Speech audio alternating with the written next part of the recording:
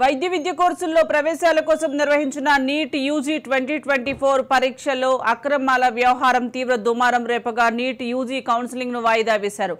తదుపరి నోటీసులు ఇచ్చేంత వరకు కౌన్సిలింగ్ ను వాయిదా వేస్తున్నట్లుగా అధికారిక వర్గాలు వెల్లడించాయి.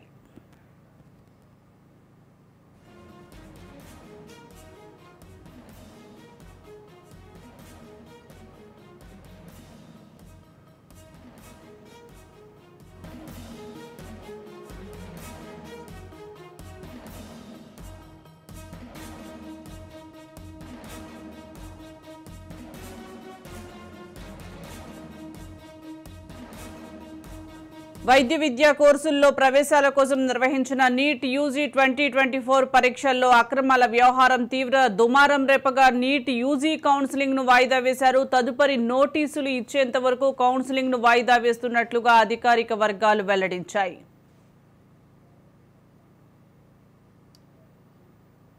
దీనికి సంబంధించి మరింత సమాచారం మా ప్రతినిధి స్వప్న అందిస్తారు. స్వప్న, చెప్పండి, నీట్ కౌన్సిలింగ్ ను వాయిదా వేస్తున్నట్లుగా తెలుస్తోంది. మళ్ళీ ఎప్పుడు నిర్వహించే అవకాశం ఉందంటారు? అంటే ఎప్పుడు నిర్వహిస్తారు అనే దానికి సంబంధించి అయితే ఇంకా క్లారిటీ లేదు. ఎందుకంటే నీటికి సంబంధించి 1-2 కాదు, అవకతవకలు ఒకటి తర్వాత ఒకటి బయటపడ్డాయి. ముందుగా అయితే పేపర్ లీకేజ్ లేదన్నారు, తర్వాత పేపర్ లీకేజ్ అయింది. పేపర్ లీకేజ్ తర్వాత అక్కడ అక్రమదారులు పట్టుకున్నామని చెప్పేసి ఎగ్జామ్స్ రీకండక్ట్ చేయమన్నప్పుడు ఎగ్జామ్స్ అవసరం లేదు, ఏవైతే మార్క్స్ వేశారో ఆ మార్క్స్ తగ్గట్టుగా ఉన్న వాళ్ళలో ఎక్కడైతే ఇబ్బంది వచ్చిందో వాళ్ళకి మాత్రమే మళ్ళీ ఎగ్జామ్ కండక్ట్ చేస్తామని వాళ్ళకి సంబంధించిన ఎగ్జామ్స్ కూడా కండక్ట్ చేయడం జరిగింది. అంటే చాలా ఒకరు ఇద్దరు నిరసన చెప్పిన పరిస్థితి కాదు. ఓవరాల్ గా ప్రతి ఒక్కరు కూడా ఎగ్జామ్ జరిగినటువంటి తీరు మీద విద్యార్థులకు కూడా విపరీతమైనటువంటి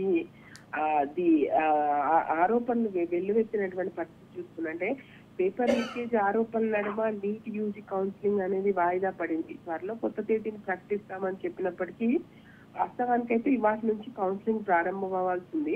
మే 5న పరీక్ష నిర్వహించారు, జూన్ 4న అయితే ఫలితాలు వచ్చాయి. సో ఏ రకంగా చూసుకున్నా కౌన్సిలింగ్ ఇప్పుడైతే జరగాల్సి ఉండే, కానీ ఈ పేపర్ లీకేజ్, ఈ ఆరోపణలు వీటన్నిటి కారణంగా ప్రస్తుతానికి ఇప్పుడు ఉన్నటువంటి పరిస్థితుల్లో రీ ఎగ్జామినేషన్ చేయడమా, సుప్రీంకోర్టు ఇలాంటివి చాలా చాలా జరుగుతున్నాయి. వీటికి ఏం చేయాలి ఏంటి అనే దాని మీద ఇంకా క్లారిటీ లేదు. కోర్టులో కేసెస్ ను ఫైల్ చేస్తున్నారు, కొంతమంది ఎట్టి పరిస్థితుల్లోనూ మళ్ళీ నిర్వహించాలంటున్నారు. ఇది ప్రభుత్వానికే పెద్ద సవాలుగా మారిన నేపథ్యంలో సో ప్రస్తుతానికైతే కౌన్సిలింగ్ వరకు మాత్రం వాయిదా వేశారు.